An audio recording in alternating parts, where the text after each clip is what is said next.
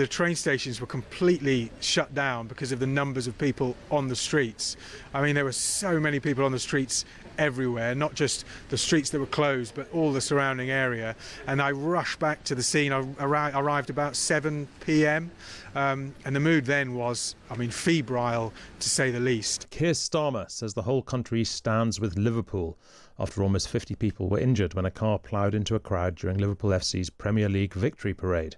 A 53-year-old British man, believed to have been the driver of the vehicle, has been arrested. Here's the Prime Minister speaking earlier. Well, scenes of joy turned to utter horror and devastation, and my thoughts and the thoughts of the whole country are with all of those that are affected, those injured, which of course includes children, their families, their friends, the whole community, Liverpool fans everywhere. And Liverpool stands together, and the whole country stands with Liverpool. I'd like to thank the first responders who did a fantastic job last night and continue to do so.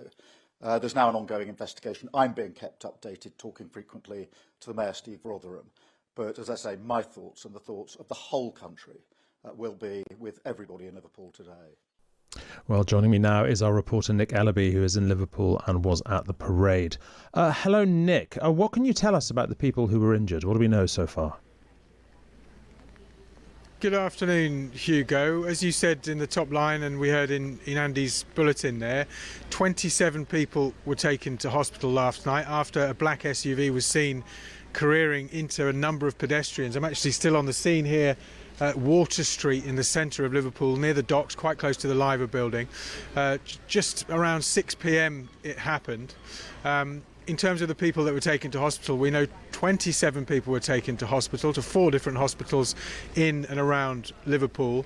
Of those, we heard that 4 were children. We were told last night 2 were in a serious condition. One of those in a serious condition was a child. And then this morning, Steve Rotherham, the Liverpool regional mayor, he said that 4 people were very, very ill in hospital, but refused or could not give us any more updates on the condition of those people at the moment. Our thoughts and prayers are with them, and those are sentences that, statements that have been echoed both by Liverpool Football Club, Everton Football Club here in the city, the Premier League, and the Prime Minister we heard as well at the top of the bulletin there.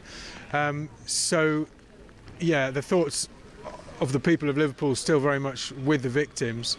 A 53-year-old white man was arrested at the scene and detained. Police say that they don't expect terrorism.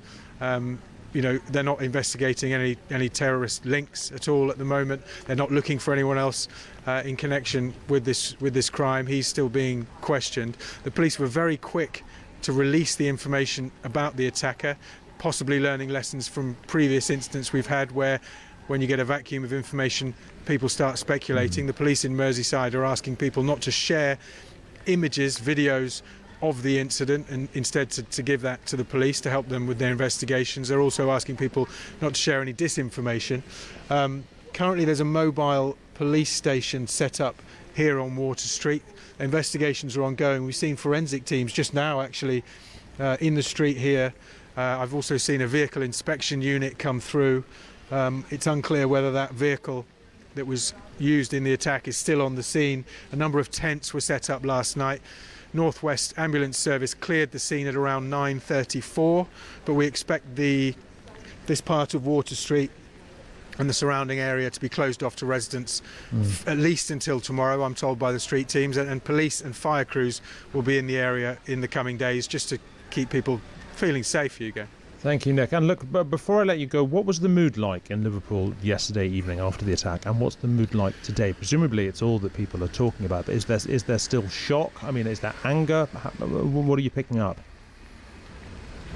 Yeah, so immediately, I was at around 6:30, I was trying to get out of the city. There were 1 million people on the streets of Liverpool for that Premier League parade yesterday. The train stations were completely shut down because of the numbers of people on the streets. There were so many people on the streets everywhere, not just the streets that were closed, but all the surrounding area. And I rushed back to the scene. I arrived about 7 p.m. And the mood then was, febrile, to say the least. There were 2 or 3 journalists with a couple of camera crews as well. The local people were getting quite abusive because everything was still so raw at that point. Nobody knew exactly what had happened to the victims, whether people were still alive or not. Thankfully, as we understand, up to now, nobody has lost their life, but a few journalists, myself included, were abused. We still didn't have any information about the man that was detained at that point. It was, I would say, a very, very angry and obviously shocked feeling, and now that's probably mutated into a sort of sadness and still a feeling of shock. And everybody here, I mean, Liverpool, such a close-knit community and a very supportive community, and a lot chattier than we are down south, and a lot of people stopping just to talk and comment on what's happened. And yeah, Jurgen Klopp reiterating the famous Liverpool song of "You'll Never Walk Alone," and everyone coming together at the moment. So yeah, shock, but also solidarity here on the streets right now. Thanks very much indeed, Nick Ellerby, who is there in Liverpool. Thanks for being there for us, Nick. Much appreciated.